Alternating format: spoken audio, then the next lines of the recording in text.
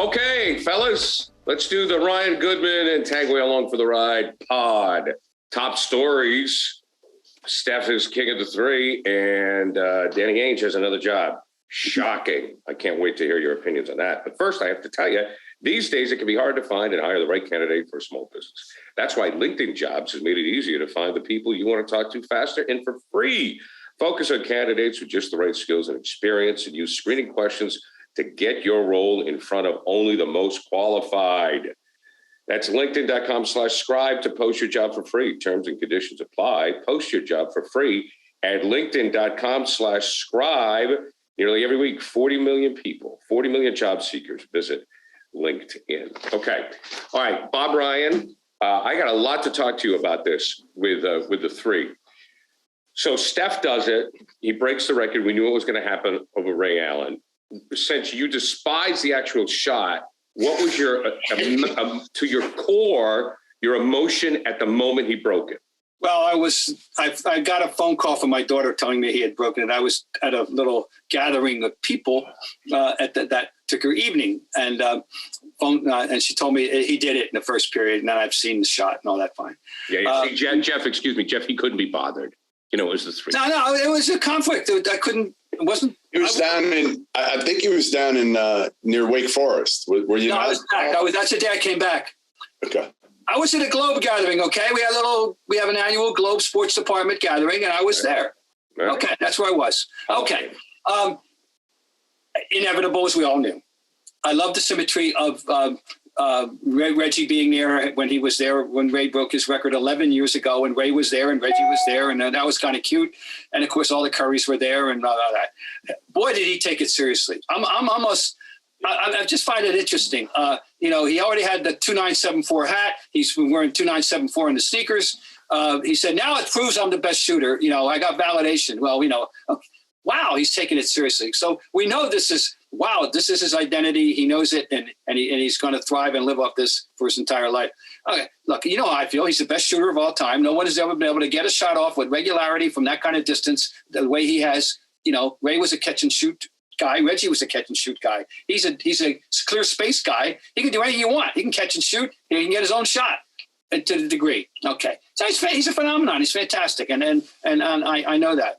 So in that sense, I just wish that the three didn't exist, but and we can talk about that. But the point is, is he the best exponent of it? Is he the most associated person, most associated with it? Absolutely. And now I want to say one thing. He's becoming more and more of a volume shooter. Do you know that he's shooting the lowest percentage of his career this year?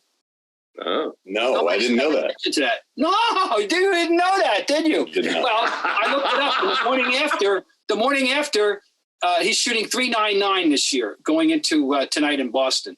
And that's still pretty good, Bob. Robert. For him, it's his lowest of any full season. He had that one truncated season a couple years ago. Well, he also doesn't have Klay Thompson near him, so yeah.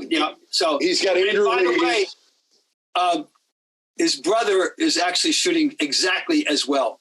Career, not that, and better this year. By the way, Daddy, by the way, was a 40% shooter at a time when that was really extraordinary. Yeah. So they are the first family of three. There is no question about that. So. What do you want to know? Jeff, what do you think? Well, yeah, go ahead. Listen, the one thing I'll say about Steph, and here's, I feel like he is the superstar in any league that has changed the least. And I'm going to the game tonight. It's not often I fork over big money, but I'm taking my daughter because I don't know how many more opportunities there are going to be for her to see Steph, when he's healthy, when he's playing at a high level. I know he's shooting the worst percentage of his career, according to Bob, which is still better than 99% of the humans out there. But I'm paying big money for it because there aren't many people that I will pay big money to see. And I'm doing it for my daughter as much as anything, but Steph is one of them. Not only because of what he does on the court, but I think he's about as classy and again, has changed the least of any superstar in any league that I've been around. Now, again, I haven't been around everybody, but I will match him, put him up against anybody. for the most part. I'm trying to think, guys, who are those guys? Because in the NBA, there aren't many. Like Kevin Durant has changed. I've seen it in front of my eyes, right? Like Kevin Durant was the most humble dude ever. And I never thought he'd be going at dudes on Twitter, talking shit to fans, dropping F-bombs during games for saying virtually nothing to him. He's changed. I think a lot of the other guys have. Steph Curry, to me, has not changed very much. Yes, he celebrates a little bit more than he used to on the court with a little wiggle and those types of things and yells. But for the most part, Steph's not bitching and moaning to the refs every play, and he handles himself with a lot of class. Who are the guys that you guys can think of that are at that level in other sports? I was going to say, other sports, but I was going to say, to me, the last guy that was as likable overall, not to Celtic fans, but Magic Johnson. I mean, Magic Johnson was great for the league. We know Larry and Magic, Bob knows this better than anybody, but Larry and Magic, were great for the league because of the rivalry and so forth. But, Larry wasn't really a salesman. Magic was a great salesman. I mean, look, you guys have talked to Magic. He's a wonderful guy. Unbelievable. Wonderful guy. Yeah. They're nice guys, But Magic was a promoter. Steph Curry is not. Well, wait a minute. Hold the phone. You just heard Bob say what he's got the hat and the sneakers with the number on it. I mean, yeah, this was a little bit different. I think he bought into this a little bit more than we thought he would. Well, who does it now? I mean, for God's sakes, right. Brady. The other day, Brady released that he has a clothing line coming out called Brady. Oh, Brady! I mean, they all do it. Brady's he's on a totally other level. He's taking it to an extreme. Yeah. I'll give you an answer to your question, Jeff. Yeah. And you mentioned his name, and trust me, I watched this evolution from the embryonic stages. Larry changed for the better. The first time I met Larry Bird was an arranged interview for a story in Us magazine in the summer of 1979. And at his insistence, the interview was at Bob Wolf's house. He was not going to, and he laid down the ground rules that he will do his. I'm picking words. I'm paraphrasing. He will do his due diligence. He will do what is required for him to meet with the media at the times when you're supposed to meet with the media. But I don't want anybody coming to my house. I don't want this. I don't want that. He's made it clear they're going to be real strict boundaries. Okay. 9 years later, in 1988, I wrote a cover story for the Boston Globe Sunday magazine called "The Blossoming of Larry Bird." It was how Larry Bird had evolved into this raconteur, into this media manipulator, into this absolutely comfortable person enjoying his jousts with the media. You remember probably, Gary, the press conferences at the finals in '87, '88. Larry was holding court.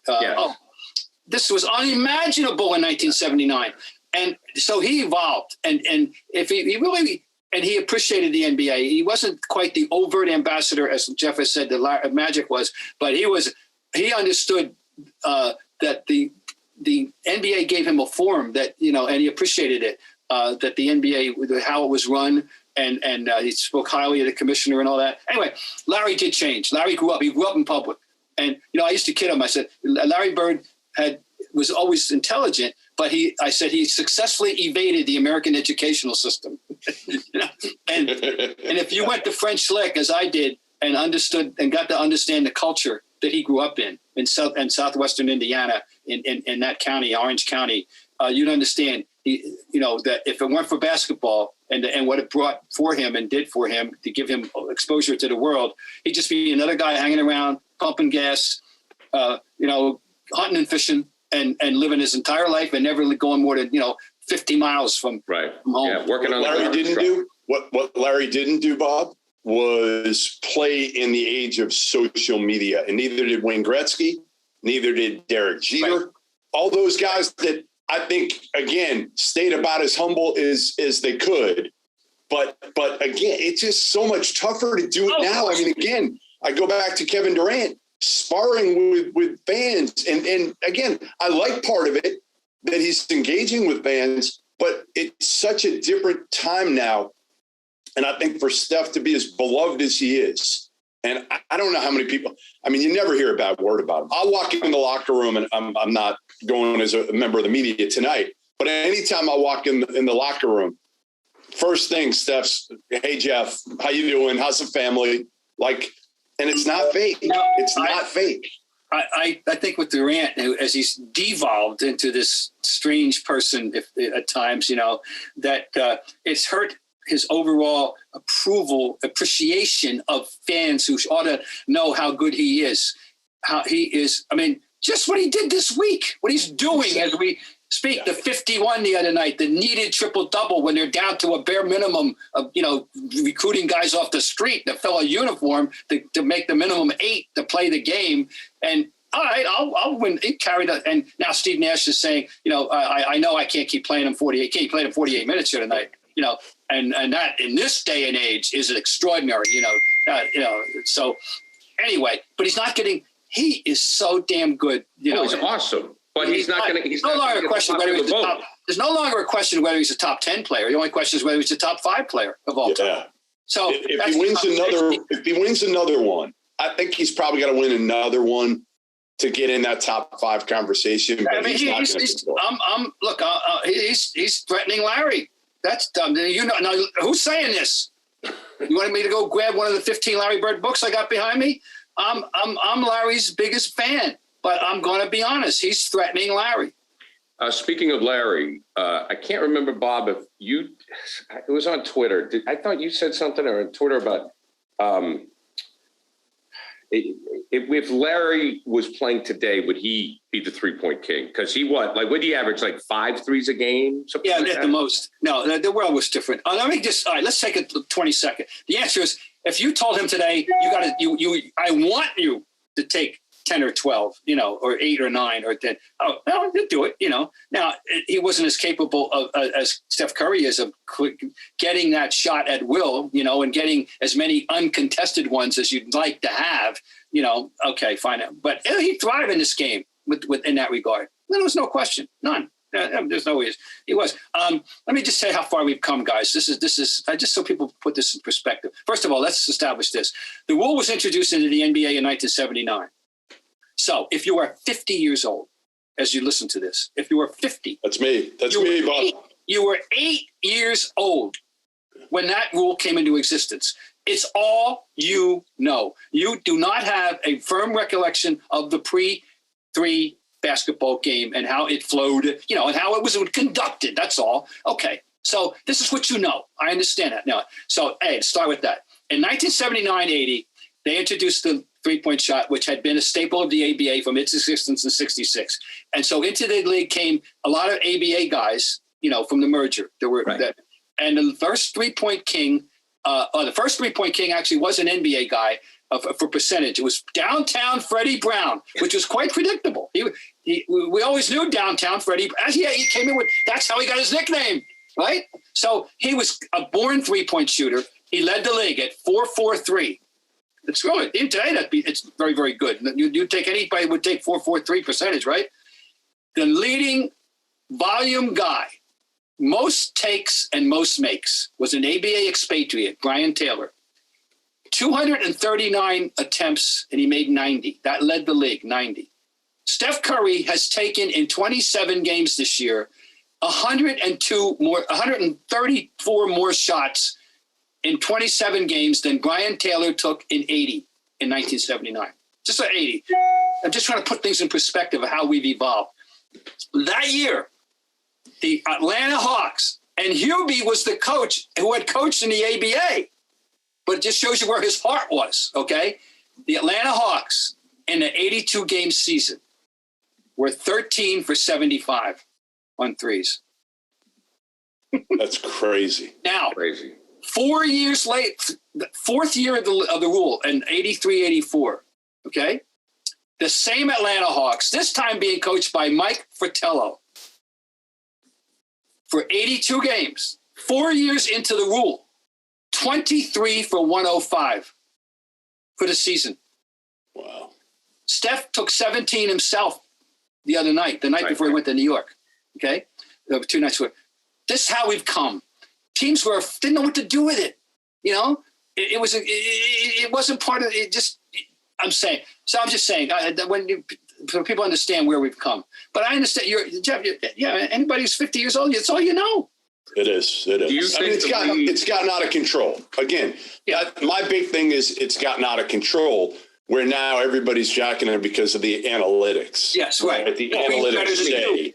There are guys that are taken that shouldn't be taken. I mean, Marcus Smart is, the poster child for that. Yeah. I mean, there are too many guys taking threes that don't deserve it. But even worse are the bigs who can't shoot it, right? Like every big thinks they can shoot. Daniel Tice out there with again, Brad Stevens drove me nuts because everybody could shoot the three. We joked on the pod when we had him on. I asked him, I said, if you had Bob Ryan on your team, would you let him shoot the three? And he didn't really answer the question, Bob. I had 3-point one-hand set range, mostly from the corner. I think Bob would have had the green light under Brad. Oh, there's no question. Bob would have had the green light. But if Marcus Smart has the green light, anybody has the green light. Well, they all encouraged. It's the game. All the big men are encouraged to. Yeah, we know that. And so, and that's the part of the game I hate. Get your ass down on the block. Bob, do you think the game would be as popular today without it as it is now? If people didn't. Yeah, there's no reason why not. I mean, the game, the Lakers and the Celtics, the way they ran, the way the San Antonio Spurs played in those days, the Denver Nuggets, without the three, and they were, of course they would. It's here. Look, I'm not stupid. I understand why you need to exploit it. It's here, and three is better than two. And if the right people are taking them, this is the Darryl Moorification of basketball. No, and three is better than two. I understand that. If it didn't exist, it wouldn't be an issue, though.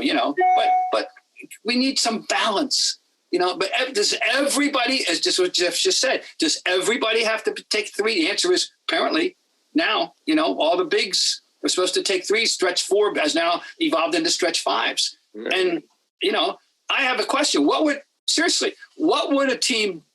Kevin McHale's role be today? Would someone actually want him? I don't know, because again, and I'm not comparing these two. I'm not comparing them at all. This guy's, but Jahlil Okafor, there's no place in the NBA for him right now. He was the number 2 overall pick, one of the best players in college basketball. Again, he's got some other issues. So I'm not comparing him to Kevin McHale in any way, shape, or form. I'm just showing years ago, if Okafor had played 20 years ago, he would average, I'm convinced, 15 points. Jeff, when I saw him, I said, oh, my God, the best footwork I have seen since, guess who? He was a throwback. And you're right. There is now, right. Well, now, because it's of him specifically, we don't know, his whatever peccadillos or foibles or why he's not in the league. But right, that's a very good example. And I mean, what would you do it? Now, the funny thing about Kevin, those are a digression. I don't know if you know this, but I remember this, but he had to take a desperation three in a playoff game against the Pistons, and it went in, and it won the game, or created the overtime, and they won the game. Yeah. A light bulb went off in Kevin's head at that time. This is 88. Boy, this is a lot more comfortable than getting my ass kicked in a low post. And I'm not kidding either. And if you note, he then started incorporating the three into his game with modest success, nothing great, but he could make an occasional one. And he spent the rest of his career, not as much time in the low post as he had before. And I'm telling you, if that one shot doesn't go in to make him a hero, he probably would have stayed in the low post the rest of his life. Anyway, that's a great question you ask, Gary, about would the game be as popular? And the teams I mentioned, I think, would attract interest just as they did then. And speaking of the three, we know Danny Ainge loved the three, and we'll get to him. But I got to tell you that, do you know what makes LeBron James, King James? Sleep. That's right. Sleep is his superpower. Calm, the number one app for sleep and meditation, has teamed up with LeBron James to help you activate the power of sleep. For LeBron, sleep is a critical part of his mental fitness routine. So if you head to calm.com/scribe, for a limited time, you'll get 40% off a Calm premium subscription. Again, for a limited time, our listeners can join LeBron and use Calm and get a 40% discount on a Calm premium subscription at calm.com/scribe. Unlock content to help you focus, ease stress, and sleep better. Get started at calm.com/scribe. Okay, so we go with Danny, and before we get to Danny going to Utah after his break, I did say one time on the radio, Danny was an overrated three-point shooter. Of course, I was at the Garden last night, and I never heard the end of it on that. Because when I watched Danny, I thought he took too many threes, but whatever. Needless to say. Jeff, I want to start with you on this because I'm wondering if you're hearing something on the ground or any rumblings. Was the fix in with Danny going to Utah, or did he literally take 6 months off and have no clue what he was going to do? No, I think he knew this was going to be the end game. It was more of when, and he did want to take some time to kind of, tone it down and get everything settled, figure out exactly what his role was going to be with Utah. But listen, it's the guy they have running Utah right now, Justin Zanuck, is not a basketball guy. He's not. I mean, he's a former agent who's been in the NBA for a while, but they mesh together pretty well. And we know Danny, listen, he's buddies with the owner in Utah, played at BYU. It had run its course in Boston. Like, I don't know if he was forced out. People are like, well, he was forced out by Wick and Pagliuca. I don't think he was necessarily forced out. I think he still had a very good relationship with those guys. I think they had a meeting, and it was, listen, probably Danny as much as anything, this thing isn't working. We need to make a change. Everybody knew that at that point. Now, people thought the change was going to be, either a player at that point, which they couldn't trade Tatum or Jaylen Brown, or the coach. And at that point, Brad Stevens was on the hook for too much money. So they figured this whole thing out. And to me, it made sense for everybody involved for the most part, right? Brad gets kind of a blank slate as an executive. Danny gets to take some time off and now go back closer to home and have a franchise that is in better shape right now than the Celtics. Sure. So I think, and for health reasons, I think it was the right move for Danny too, because he was working, the hours he was working, he's not going to have to work now because he's got Justin Zanuck with him who can do a lot of the trading and things like that. He could probably manage a little more than be involved in every single decision.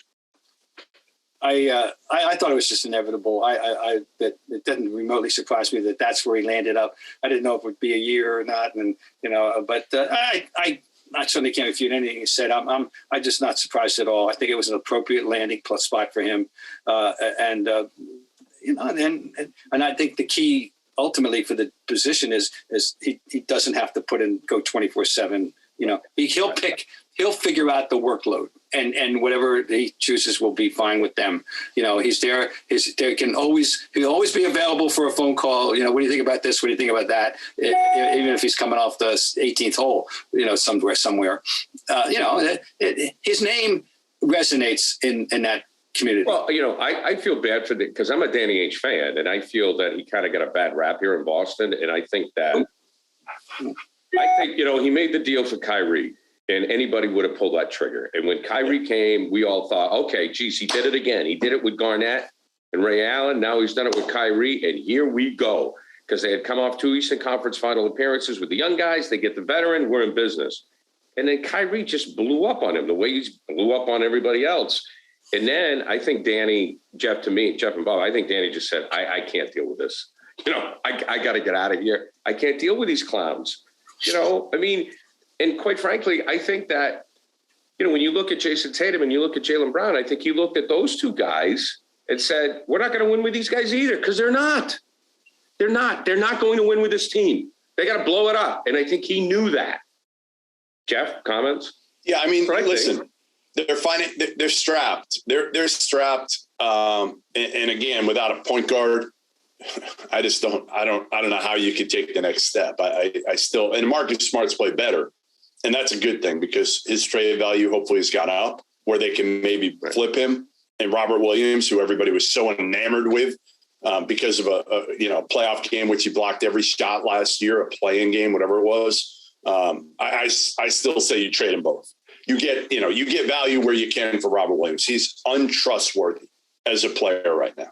He just is. like he's tantalizing with his talent level. But anyway, yeah, I mean, I think Danny probably realized again that it had run its course here in Boston as much as anything else, that yes, he was not going to win another title here.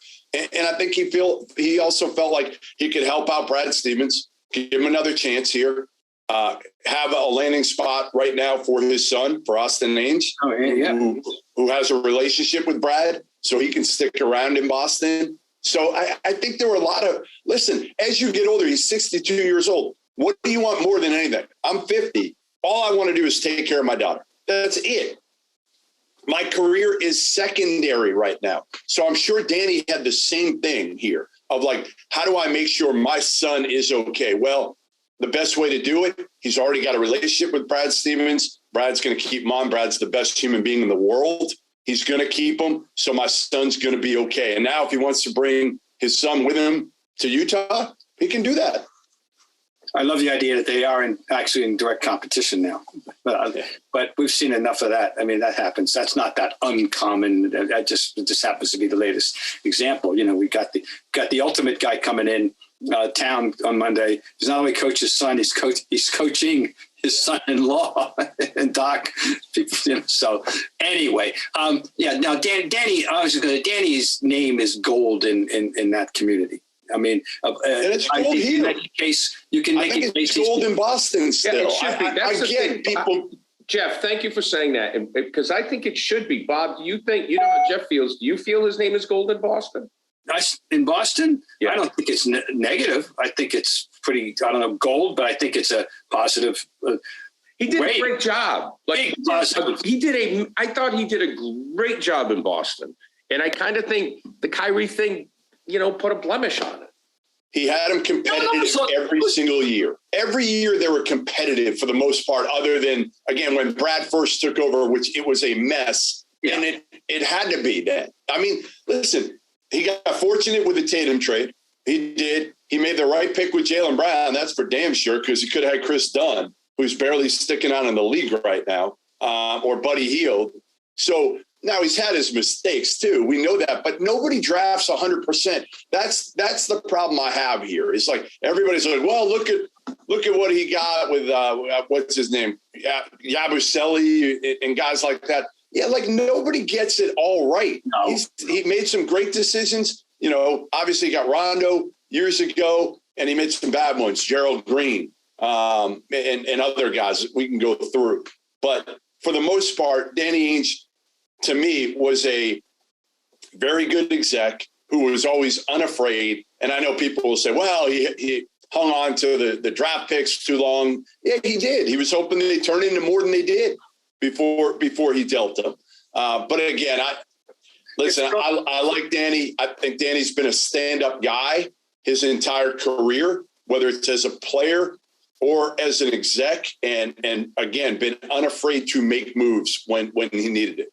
If the only thing he did was what he did on draft night in 2007, he should be remembered fondly, because, you know, he transformed the team completely that night. And following it up with getting Kevin, you know, but he doesn't have Ray. He's not going to get Kevin. Right. So that's that. We know that. Anyway, no, nobody's perfect. And you have to, he's also, it's the total package, Gar. I mean, he was a lovable player here, you know, and maybe not in the rest of the league. That's fine. He was our guy. And I thought that rap was completely overblown. I really, truly, it makes it sound like he's a Brad Marchand character. I don't think so. Oh, God, no.